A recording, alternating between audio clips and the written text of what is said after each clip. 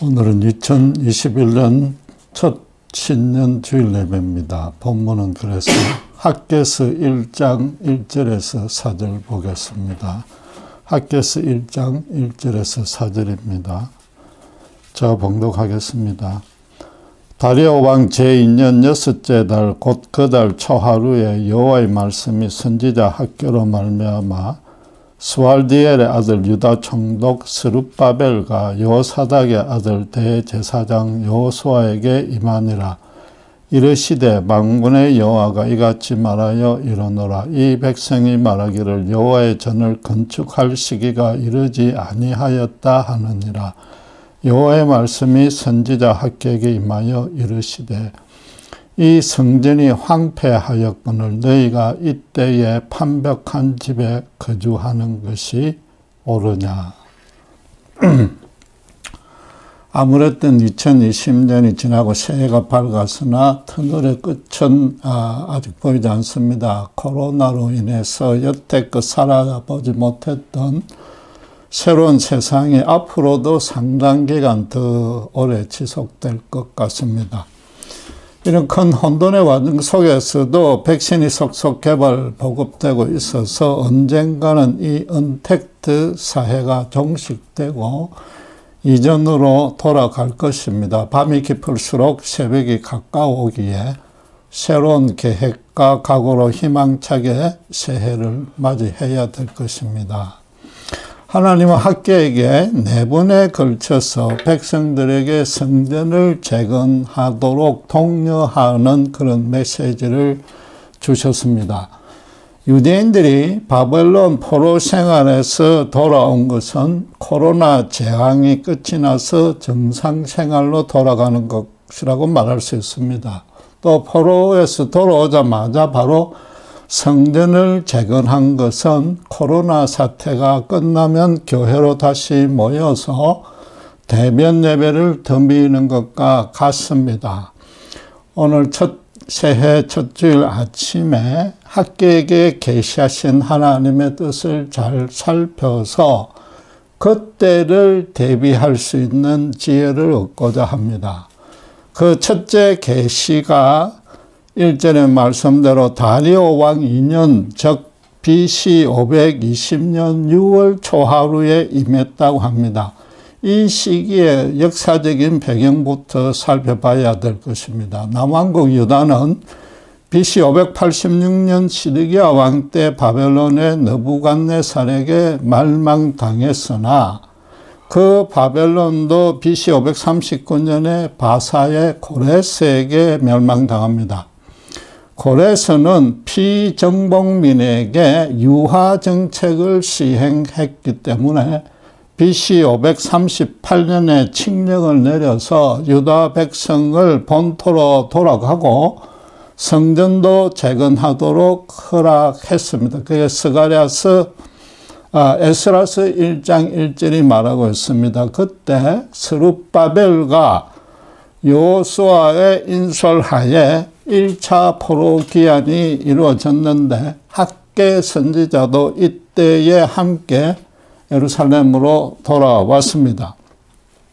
이스라엘이 포로로 잡혀가 있는 동안 그들은 크게 회개했습니다. 여호와의 율법을 잘 지키지 않은 데다가 우상을 숭배한 죄 때문에 하나님의 심판을 받아서 나라가 명하고 성전도 완전히 파괴되었다고 깨달았던 것입니다. 그래서 언젠가 포로에서 해방되어 고향으로 돌아가면 성전을 재건하고 율법을 철저히 지키겠다고 단단히 결심했고 그대로 시행했습니다. 그런데 유다의 이 성전 건축을 못마땅하게 여긴 그 사마리아 총독들과 이웃들이 고레스 왕이 죽자 아닥사스다 왕에게 상소를 올렸습니다. 유다가 이 성전과 성읍을 중건하고 나면 이전처럼 반역할 것이라고 음해해서 공사를 중지시켰습니다. 그러다 다리오 왕 2년인 본문 1월 1절대로 6월 1일에 학개가 여호와의 첫 계시를 받고 백성들에게 선포했고 학개서 1장 14절 15절에 보면은 그 24일 후에 스룹바벨과 여호수아의 지도 아래 성전 재건 공사를 다시 재개했습니다. 그러자 다시 유브라데 강 서편의 이 총독들이 공사를 하지 못하도록 다리오 왕에게 상소를 올렸다고 에스라서 5장 6절 10에서 17절이 말하고 있습니다. 그런데 이 다리오 왕은 그 왕궁의 서고에서 포로기한과 성전 재건을 허락해 준 고레스 왕 때의 그 조서를 발견해내고 이제 경비도 다 내주고 공사 재개를 다시 적극적으로 허락해 줬습니다. 그래서 결국 고레스 사후에 이 다리오 왕까지 14년간 성전은 공사가 중지된 채 방치된 것입니다. 학계의 메시지로 이렇게 공사를 재개하고 4년 후인 BC 516년에 완공했는데 그 일련의 과정을 이렇게 좀 살펴보면은 흥미로운 사실들을 발견할 수 있습니다. 우선 에스라서 5장 5절에 보시면은 하나님이 유다 장로들을 돌보셨으므로 그들이 능히 공사를 막지 못하고 이 일을 다리오에게 아뢰고 그 답장이 오기를 기다렸더라고 기록하고 있습니다. 학계의 첫 메시지만 들은 백성들이 다리오의 정식 허가를 받기 전인데도 공사를 재개했고 그럼에도 이 사마리아의 총독들은 그 공사를 해방하지 못했던 겁니다. 하나님이 유다 장로들을 돌보셨다고 해서 무슨 호위천사를 보낸 것은 아닙니다. 성령이 역사해서 그들로 해방할 생각조차 갖지 못하게 한 것이고 그보다 더 중요한 것은 이 장로들의 굳건한 믿음과 뜨거운 열정이 겉으로 완전히 이렇게 드러나니까 감히 이걸 대적할 수 없었던 겁니다. 그렇다면은 그 14년 전에는 왜 그렇게 가감하게 공사를 계속하지 못했는지 그게 의문인 겁니다. 식민지에게 자치권을 주었던 고레스 왕이 죽어서 정치적인 여건이 바뀐 탓도 있지만은 유대인들의 믿음이 시들해진 겁니다. 화장실 갈 때 올 때가 다르던 한국 속담이 있듯이 처음 귀환했을 때는 모든 사정이 열악하고 경제적으로 궁핍했는데도 성전 재건에 아주 열심을 냈으나 차츰 생활이 안정되자 이게 좀 게을러진 겁니다. 아니 조금만 해방을 들어가도 막 그냥 손을 놓아버린 겁니다. 그들을 바르게 인도해야 될 이 스룹바벨 여호수아 사실 이 학계 같은 지도자들도 함께 손을 놓고 있었던 겁니다. 그렇게 하나님의 백성들이 영적으로 나태해지면 하나님의 계시도 그 기간 동안 중단되는 겁니다. 그래서 하나님이 그 14년의 침묵을 깨고 이스라엘에게 던지신 첫마디 이 사절이 바로 그 이스라엘의 그 나태한 정신 상태를 야단치는 것일 수밖에 없는 겁니다.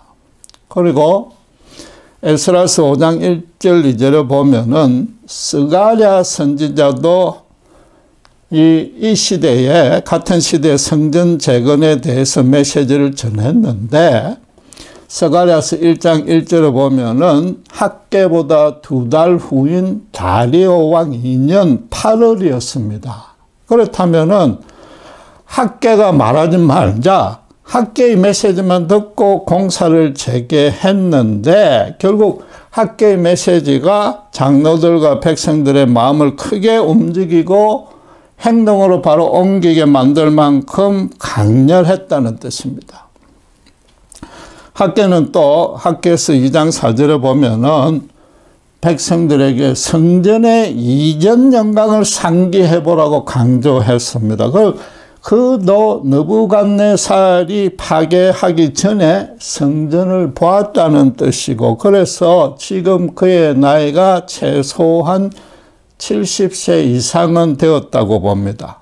그가 활동한 기간도 2년 남짓으로 선지자 전체를 통해서 가장 짧은 편입니다. 결국 학개는 인생 말년에 자신의 전부를 걸고서 주님의 메시지를 전한 겁니다. 이게 불꽃은 마지막 순간에 사그라질 때가 더 빛이 밝다고 말합니다. 학개로서는 그 나이가 되어도 보니까 남의 눈치를 보거나 외부의 핍박이 두려울 리가 없으므로, 말하자면 더 이상 미련이 남지 않을 만큼 격정적으로 하나님의 말씀을 선포했던 겁니다. 그가 비록 지난 14년간 외부 압력에 굴복했지만은 그 기간 내내 하나님께 이 문제를 두고 진심으로 회개하며 쉬지 않고 간절히 기도했을 겁니다. 하나님도 때가 되었다고 보고 이 늙은 선지자를 통해서 당신의 백성을 격려하는 동시에 도전하는 그런 말씀을 주신 겁니다. 그래서 성경은 학개서 1장 12절에 스룹바벨 총독이고 여호수아 대제사장인데도 이 학개의 말씀을 청종했고, 또 여호와가 그들의 마음을 감동시키기에 백성들이 하나님의 전의 역사를 시작했다고 14절에 기록하고 있습니다. 학개의 메시지는 아주 직설적이고 이해하기 쉽고 간결한 이런 질문 또는 간용구를 반복한 것이 특징입니다. 백성들로 하여금 성전 재건이라는 한 가지 주제에만 생각을 집중시키게 만들어서 더 이상 외부 여건에 핑계대지 않고 진심으로 스스로를 되돌아보게 만든 겁니다. 코로나로 모든 이들이 흑암에 눌려서 방황하고 있는 이때에, 이런 세대에 이런 선지자적인 소명을 가지고 자기 전부를 걸면서 한 가지 진리만을, 십자가 복음만을 온전히 전하는 그런 목회자가 절실한 겁니다. 매일 말씀과 기도로 하나님과 교제 동행하는 신실한 종들이 하나님께 받은 진리의 말씀을 가감없이 선포해야 되는 겁니다. 자신의 현실 상황은 어떻게 되든지 간에 이 타락한 세상에 오직 하나님의 거룩한 뜻만이 실현되기를 소망하는 그런 순전한 믿음의 목자들이 많이 나와야 됩니다. 그러면은 성령의 역사도 강력히 임하고 그 메시지를 듣는 성도들도 학개 때처럼 감동받아서 주님의 일에 기꺼이 동참하고 앞장설 것입니다.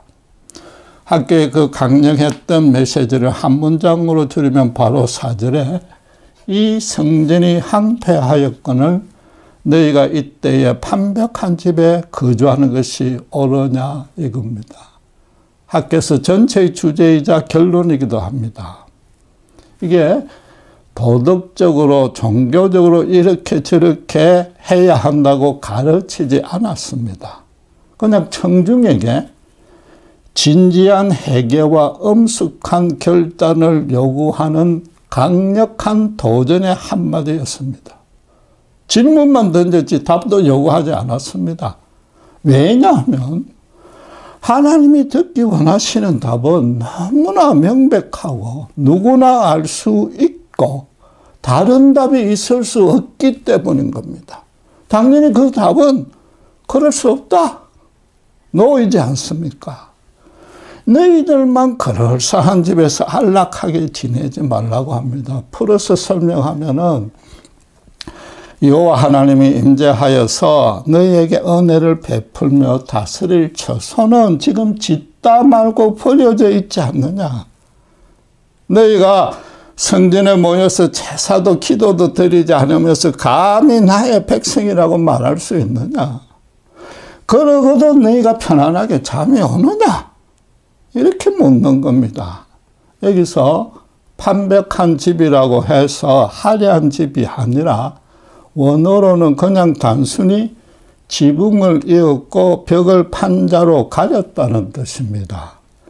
지금 성전이 파괴된 채로 지붕과 벽도 없이 비참한 모습으로 방치되어 있다는 사실을 대조해서 강조하려는 표현입니다. 그런데 간혹 이 말씀에 빗대어서 교회 건물을 신축 내지 정축하면서 무리해서라도 헌금해야 된다고 강요하는 경우가 있습니다.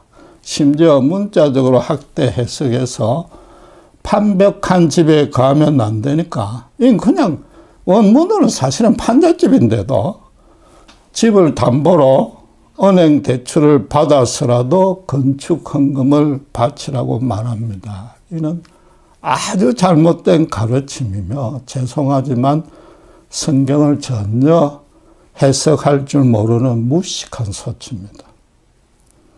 당시 예루살렘 성전과 오늘날의 교회 건물은 여러 차원에서 판이하게 다르므로 1대1로 그것도 문자적으로 비교 적용해서는 안 됩니다.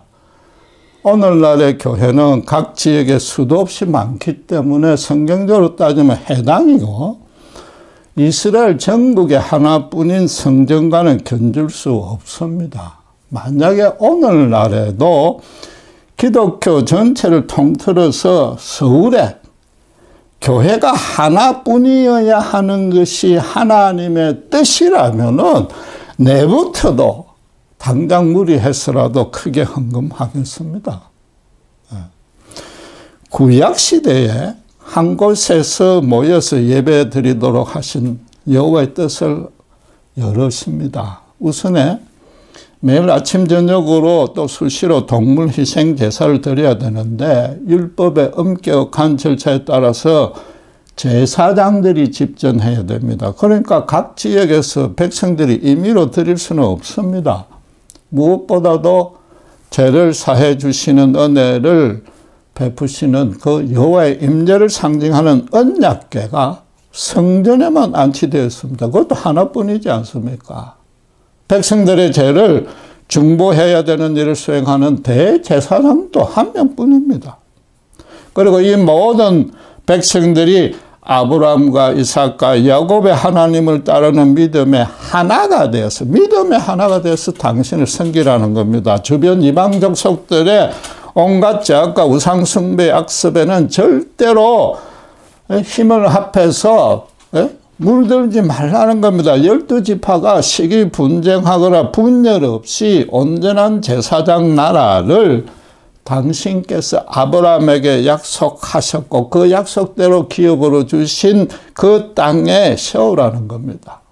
나아가서 당시의 제사장 제도는 오늘날로 치면은 행정, 사법, 입법 모든 권세를 행사하며 하나님의 뜻에 따라 나라를 통치하는 정부였습니다. 대제사장은 오늘날로 치면 비유를 하자면 대통령이고 성전은 그 대통령 국민셈입니다. 그럼 성전이 완성돼야만 나라가 온전히 쓰고 백성들의 삶도 율법에 따라서 공평하게 관리될 수 있습니다. 그러다가 알다시피 예수님이 이 땅에 오신 이후로 구약의 그 제사제도 율법은 십자가 복음으로 대체됐습니다.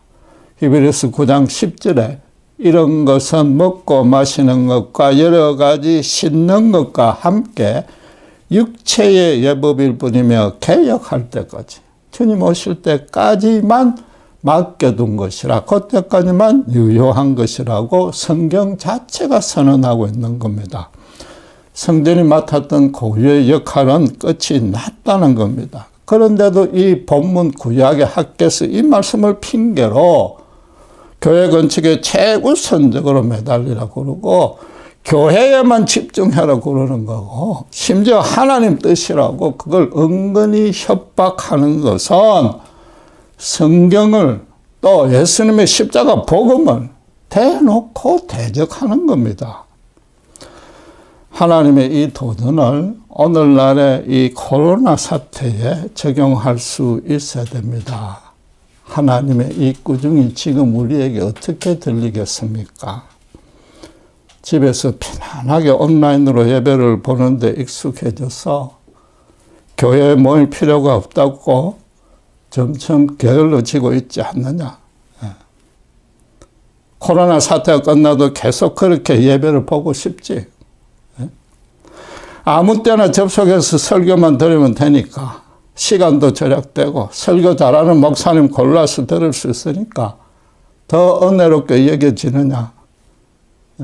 꼴보기 싫은 교인들 안 봐도 되고 주중에 교회에 안 가도 되고 그 시간에 다른 취미 활동도 할 수 있으니까 일석이조처럼 여겨지지라는 그런 음성으로 들리지 않습니까? 그런데 단순히 그 섬기는 교회에 모여서 예배를 경건하게 드려야 된다는 뜻으로만 받아들여서는 사실은 크게 부족한 겁니다. 그건 신자라면 언제나 당연히 그렇게 해야 될 계명입니다. 우리는 여기서 새해에는 한 걸음 더 나가야 됩니다. 예수님이 예배를 어떻게 드려야 될지 질문한 사마리아 여인에게 어떻게 대답했습니까? 요한복음 4장 21절 23절에 여자여 내 말을 믿어라. 이 산에서도 말고 예루살렘에서도 말고 너희가 아버지께 예배할 때가 이르리라. 너희는 알지 못하는 것을 예배하고 우리는 아는 것을 예배하노니 이는 구원이 유대인에게서 남이라. 아버지께 참되게 예배하는 자들은 영과 진리로 예배할 때가 오나니 곧 이때라. 아버지께서는 자기에게 이렇게 예배하는 자들을 찾으시니라 라고 말씀했습니다. 우선 예배는 어디서 드려야 하는지 그 장소가 중요하지 않고 아는 것을 예배해야 된다고 합니다.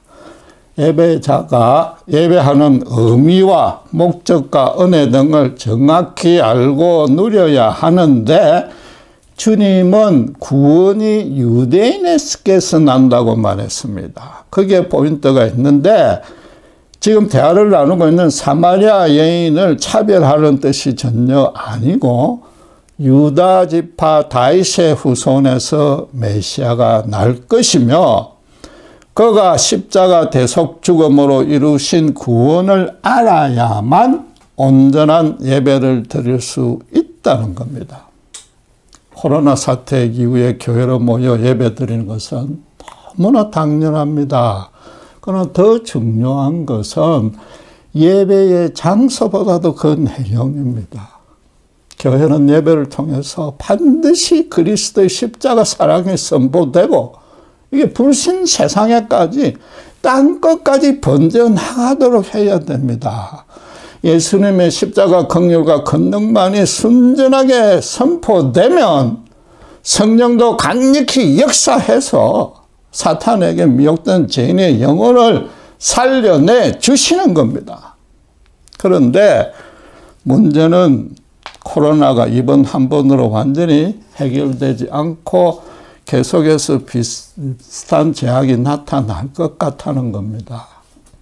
지구온난화가 완전히 멈추고 인간의 거주 환경이 획기적으로 개선되고 또 나라끼리 탐욕스러운 경쟁이 멈추지 않는 한에는 거의 그럴 가능성이 없지만은 새롭고 강력한 바이러스는 계속 생길 겁니다. 어쩌면 지금 같은 모습으로 계속해서 영원히 살아야 될지 모르고 교회 건물로 모이는 것이 근본적으로 차단될 수도 있습니다. 하나님은 다 아시고 그런 대비까지 하라고 이번에 온라인 예배를 훈련시켰는지도 모르는 겁니다. 하나님이 학교의 꾸중을 통해서 성전을 재건시켰어도 이스라엘이 처음 율법을 수여받은 그 뜻대로 준행하지 않으면 바벨론의 포로 때처럼 다시 그들을 예면할 것입니다. 여호와의 다른 신을 두거나 그분의 계명대로 거룩하게 살아야만 되는데, 그렇지 않으면 하나님은 들어와도 나가도 복을 저주하실 것이고, 만약에 하나님께 그렇게 순종하면 들어와도 나가도, 즉 예배를 어디서 보든지 간에 복을 주실 것입니다. 사실은 하나님이 이번에도 이스라엘이 실패할 것을 다 알고 계셨습니다. 성전은 이전의 모습으로 회복됐을지 모르나 이스라엘의 생각과 행동은 얼마 안 가서 옛날 이방족 속의 우상을 숭배하던 때로 다시 돌아갔습니다. 결국 하나님은 말라기 선지자를 통해서 이렇게 한탄했지 않습니까? 말라기 1장 10절에 너희가 내 제단 위에 헛되이 불사르지 못하게 하기 위하여 너희 중에 성전문을 닫을 자가 있었으면 좋겠다. 내가 너희를 기뻐하지 아니하며 너희가 손으로 드리는 것을 받지도 아니하리라. 하나님의 계시가 학개 때의 14년에 30배나 되는 400년간 결국은 침묵했고, 성전의 문도 로마 제국에 의해서 완전히 닫혀버렸습니다. 이스라엘이 성전에서 겉으로는 아주 경건하게 율법대로 제사를 드렸으나 예배의 내용은 여전히 알지 못했던 겁니다. 정확하게 말하면 예배 내용은 알고 있으면서도 그 아는 대로 삶에 실현하지 않았기 때문입니다. 코로나 이후에 교회가 당면할 첫째 과제로 예배당으로 대면 예배로 모이는 것이 과연 우리 신앙의 전부이자 본질인지 심각하게 재고해 봐야 될 겁니다. 대형 교회를 탓하려는 뜻은 전혀 없습니다. 교회가 그렇게 커지는 데는 땀과 눈물의 헌신이 있었고 분명히 설교의 은혜가 넘쳤습니다. 많은 자원과 많은 인원으로 다방면의 사역을 효율적으로 시행할 수 있습니다. 그러나 지금같이 크고 장엄한 교회 건물이 이런 시대 상황에 꼭 필요한지는 다시 점검해 볼 필요가 있는 겁니다. 교회 사역의 중심이 예배일 때는 신자들이 다 수용해야 되므로 큰 건물이 필요합니다. 물론 예배가 교회 사역에서 가장 먼저고 중요한 것은 틀림없으나 엄밀히 말해서 그 주일 하루는 나머지 주 6일의 삶을 위해서 있는 겁니다. 예배로 주님의 은혜와 권능을 재확인하고 가슴에 가득 채워서 세상에 나가서 그것을 나눠주고 사람들로 그걸 알게 해야 됩니다. 신자의 존재와 삶 자체가 산 제사가 되어야 되고 그 생활 현장이 교회가 되어야 되는 겁니다. 예수님은 신자들어 소금과 빛의 역할을 감당하고 신자의 착한 행실을 보는 불신자들이 하나님께 영광을 돌리게 만들려고 했습니다. 초대교회 때는 실제로 그래 했습니다. 기독교가 그 짧은 기간에 불같이 번져나간 데는 하나님 쪽에 그 지금 학계에게 부어주신 것 같은 성령의 강력한 역사가 있었지만은 신자 쪽에서는 그와 동시에 당시에 그 엄난한 세태와 정반대로 거룩한 삶을 살아가는 모습을 보여주었기 때문인 겁니다. 쉽게 말해서 사람들을 주님의 사랑으로 섬겼고 그 사랑이 주변으로 누룩처럼 번져나갔던 겁니다. 따라서 학개서의 주제인 오늘 본문 4절의 말씀을 이제는 거꾸로 적용할 수도 있어야 되는 겁니다. 너희가 코로나 사태를 겪고도 판백한 예배당에만 거주하는 것이 가하느냐, 이렇게 들을 수 있어야 되는 겁니다. 신자끼리 예배만 드리려면 온라인 예배라도 충분합니다. 1년가량 이번에 온라인 예배를 드리는 와중에도 정말로 주님을 사랑하는 신실한 신자는 주의가 산만하지 않도록 더욱 집중했기 때문에 대면 예배 이상의 은혜를 받을 수 있었습니다. 학대 당시에 바벨론 포로 생활에서 돌아오지 않고 타인종과 결혼해서 남은 자들도 많이 있었고, 또 그래서 아브라함의 하나님이자 창조주 여호와께 예배는 계속 드려야 됐기 때문에 그때부터 서서히 해당 예배가 출현하기 시작했던 겁니다. 말하자면 예부적인 제약으로 인해서 어쩔 수 없이 소그룹 예배가 형성된 겁니다. 지금 코로나 사태로 인해서 모든 사회활동이 비대면 체제로 급속히 전환되고 있습니다. 그런데 사실은 코로나 훨씬 이전부터 이 온라인이 활성화되면서부터 무점포 비즈니스 추세로 돌아선 겁니다. 이번에는 재택근무로 회사원들마저도 재택근무가 본격화되니까 이 흐름이 완전히 메인이 되었고, 교회도 결국은 이 흐름을 끝까지 비껴나갈 수는 없는 겁니다. 이번에 온라인 예배가 편해진 사람은 코로나가 끝나도 꼭 교회로 모일 필요가 없다고 얘기할 수도 있을 겁니다. 그런 사람은 물론 신앙의 초점을 개인적인 각성과 성화에만 두는 그런 미숙한 교인이긴 하지만은, 그래도 교회는 그들을 케어해 줘야 되니까 당분간 온라인과 오프라인의 예배가 병행되어야 되는 겁니다. 거기다가 코로나로 인해서 모든 이에게 가장 아팠던 것은 사람들과의 진정어린 따뜻한 교제였던 겁니다. 우리 모두 실감하지 않습니까? 오늘 아침 텔레비 뉴스에 텍사스의 한 아주머니가 백신을 맞으려서 기다리면서 인터뷰를 하는데 울면서 어서 빨리 정상으로 돌아가고 싶다고, 자식들을 만나고 싶다고 울면서 인터뷰를 했습니다. 코로나 이후로는 이게 장소와 형식과 상관없이 친밀하게 교제할 수 있는 소규모 모임이 활성화될 수밖에 없고, 그런 교회 건물의 필요성도 점차 줄어들 것입니다. 말하자면 교회가 초대교회처럼 모든 모임을 통해서 주중이든 주일이든 실제로 예수님의 사랑의 성도 간에 나누어지고, 그로 인해서 함께 새 생명으로 승리하는, 사탄을 이겨내는 그런 역사를 체험하지 못하면은 이제 교회도 존속조차 못할 겁니다.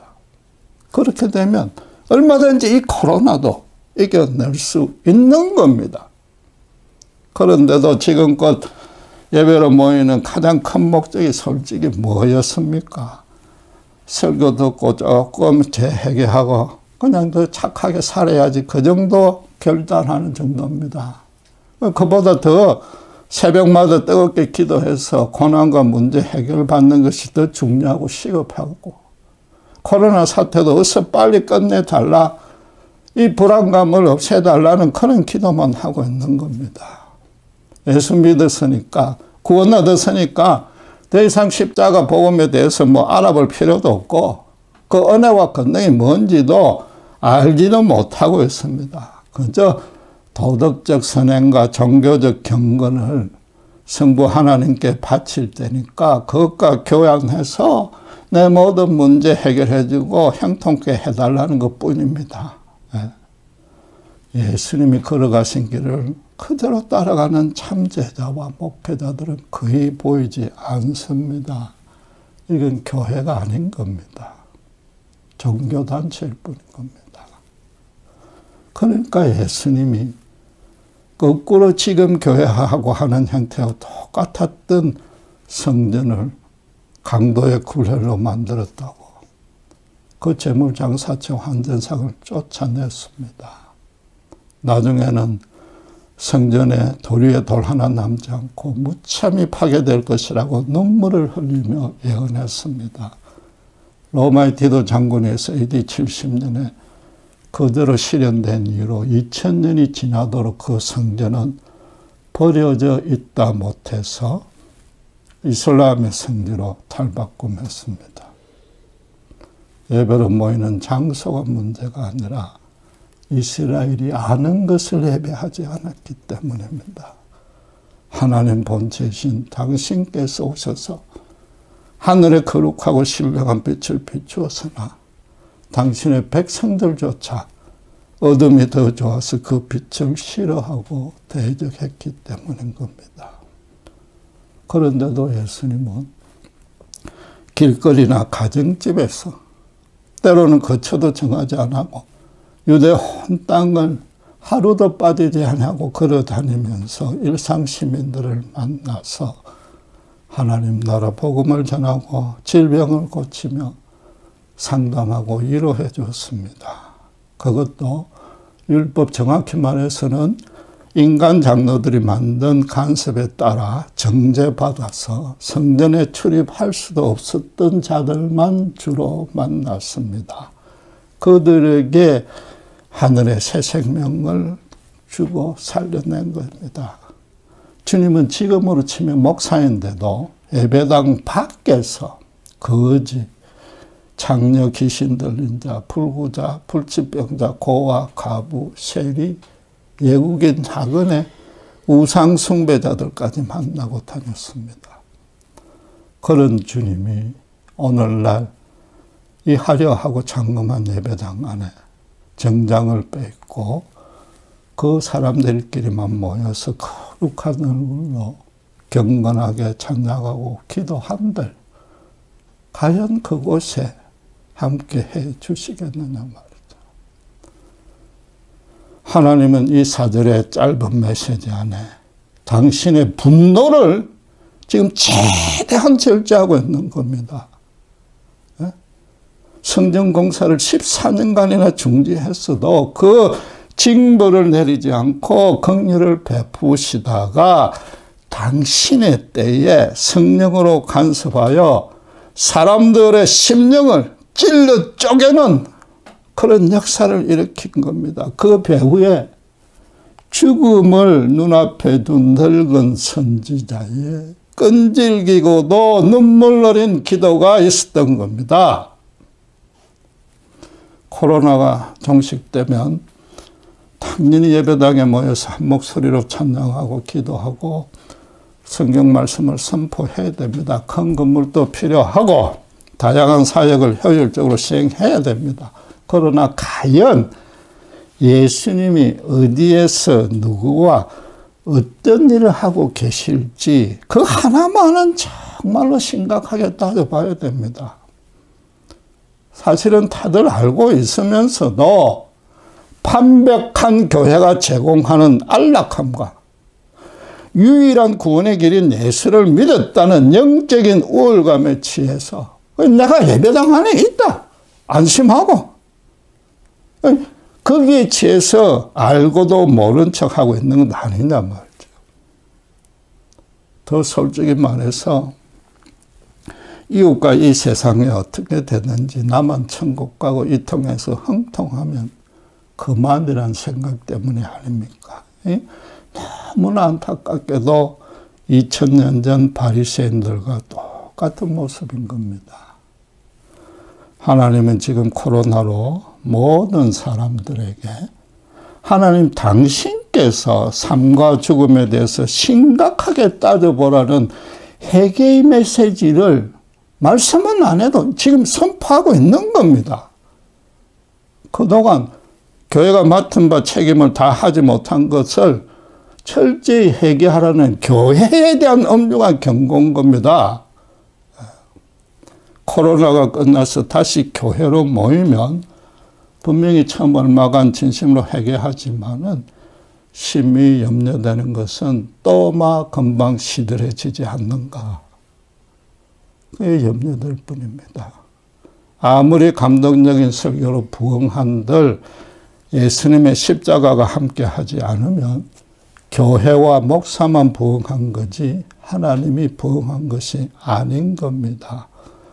사회에서 멸시 소외받거나 사탄에게 미혹된 자들만 주로 찾아가시는 예수님이 계신 그곳으로 함께 가지 않으면 주님은 계속해서 교회 밖에만 머물 것입니다. 이때에 판벽한 집은 물론이고 예배당에 거주하는 것이 옳으냐라는 학계의 이 간절한 예침이야말로 신자가 새해 첫날 아침에 아니 천국 가는 그날까지 매일 아침마다 들어야 할 하나님의 음성입니다. 바꿔 말해서 교회가 신자가 올해 목표를 뭐 거창하게 잡을 필요가 없다는 겁니다. 그 행하는 모든 일에 진짜로 예수님이 함께 계시도록만 만들면 되는 겁니다. 그리고 말씀에 비추어서 주님의 심령을 잠시만 헤아려도 주님이 진짜로 내가 동행하고 있는지 사실은 우리가 다 쉽게 알 수 있습니다. 그렇게 올 한 해 살 때에 올 한 해는 분명히 넉넉한 은혜와 권능으로 승리하실 겁니다. 기도하겠습니다. 하나님 아버지 하늘 감사합니다. 새해 첫날에 학계를 통해 주신 판백한 집에 가는 것이 옳으냐라는 그 외침이 바로 올 한 해 우리의 삶의 참된 지표가 되길 원합니다. 코로나 사태와 그 이유를 정말 깊이 묵상할 때에 바로 이 메시지가 우리 교회와 신자에게 주시는 하나님의 간절한 음성이요, 해결로 부르시는 그분의 절규요, 또 학교처럼 우리가 평생 동안 모든 것을 걸고 실현해야 될 계명인 줄 믿습니다. 올 한 해 다른 것, 거창한 목표가 없이 정말 주님이 함께 하시는 그곳과 그 일만 행할 때에 주께서 우리를 아무리 코로나가 어렵고 힘들지라도 넉넉히 승리로 이끌어 주실 줄을 믿습니다. 그 복을 우리 단 한 명도 놓치지 않도록 주님 축복해 주시기를 간절히 바랐고 우리 주 예수 그리스도 이름으로 기도드렸습니다.